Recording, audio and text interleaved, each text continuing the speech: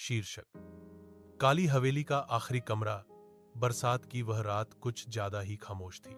इतनी खामोश कि पेड़ों से टपकती बूंदों की आवाज भी किसी के कानों में चुभ जाए। आरव ने बाइक रोककर सामने देखा। वह हवेली काली, टूटी फूटी और समय से बहुत आगे निकल चुकी। गांव वाले इसे काली हवेली कहते थे कि जो इसमें एक रात बिताए वो या तो पागल हो जाता है या वापस ही नहीं आता।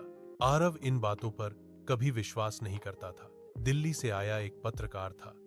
वह पुरानी जगहों और अनसुलझी कहानियों पर रिपोर्ट करना उसका काम था। लेकिन आज हवेली को देखते ही उसके दिल में कुछ अजीब सा हिल गया। गांव की चेतावनी। शाम को वह गांव के एकमात्र चाय के खोखे पर रुका था। हवेली मत जाइए बाबू, बूढ़ा दुकानदार कांपती आवाज में बोला।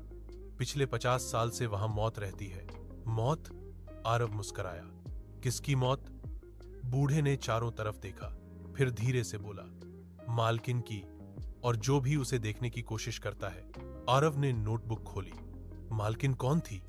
कुछ पल की चुप्पी के बाद जवाब आया, चंद्रलेखा। चंद्रलेखा की कहानी।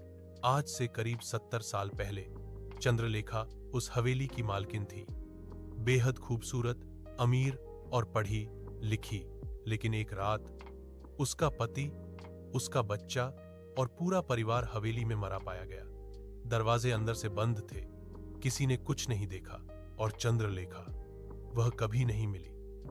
कुछ कहते हैं उसने आत्महत्या की, कुछ कहते हैं उसने सबको मार डाला, और कुछ कहते हैं वह आज भी हवेली में है। आरव के रोंगटे खड़े हो गए, लेकिन डर के साथ साथ जिज्ञासा भी बढ़ गई। हवेली में प्रवेश रात 11:47। आरव ने हवेली का दरवाजा धक्का दिया। कर्कश आवाज के साथ दरवाजा खुला। अंदर घुप अंधेरा, सड़ांध और ठंडी हवा। उसने टॉर्च जलाई। दीवारों पर पुराने चित्र थे और हर चित्र में चंद्रलेखा की आंखें जैसे उसे घूर रही हों। बस वहम है, उसने खुद से कहा। लेकिन तभी ठक ठक ठक, ऊपर से किसी के चलने की आवाज। पहली रात आरव ने ड्राइंग रूम में अपना सामान रखा, कैमरा, रिकॉर्डर, लैपटॉप। रात 1:12 रिकॉर्डर अपने आप चालू हो गया और उसमें एक औरत की धीमी आवाज गूंजने लगी। तुम भी देखने आए हो? आरव का दिल जोर से धड़का। कमरे में कोई नहीं था। कौन है? उसकी आवाज कांप गई। लाइट झपकी और अचानक बुझ गई।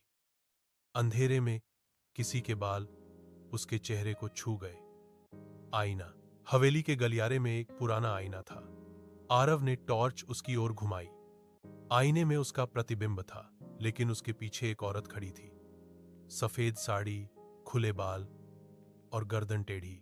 आरव पलटा, कोई नहीं। फिर आईने में देखा, वह औरत मुस्कुरा रही थी। दूसरा कमरा।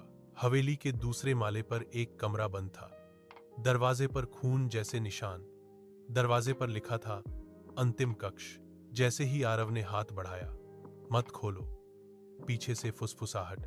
वह पलटा, वही औरत अब साफ दिख रही थी। तुम चंद्रलेखा? आरव ने पूछा। उसकी आंखों से काला पानी बह रहा था।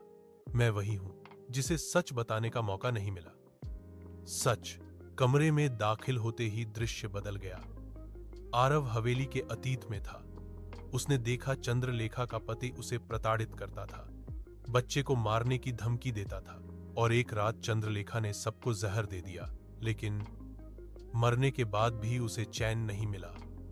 गांव वालों ने उसे डायन कहा। उसकी आत्मा को हवेली में बांध दिया। कैद। अब तुम जानते हो। चंद्रलेखा की आवाज गूंज उठी। अब तुम जा नहीं सकते। दीवारें सिकुड़ने लगी। दरवाजे गायब। आरव चीखा, मैं तुम्हारी कहानी दुनिया को बताऊंगा। कुछ पल की खामोशी, फिर सच में। उसकी आवाज नरम हो गई। सुबह सुबह गांव वाले हवेली के बाहर इकट्ठा थे। दरवाजा खुला। आरव बाहर आया। पीला चेहरा, सफेद बाल, हाथ में कैमरा। मैंने उसे देखा। वह बुदबुदाया, और उसी दिन हवेली में आग लग गई। अंत या शुरुआत?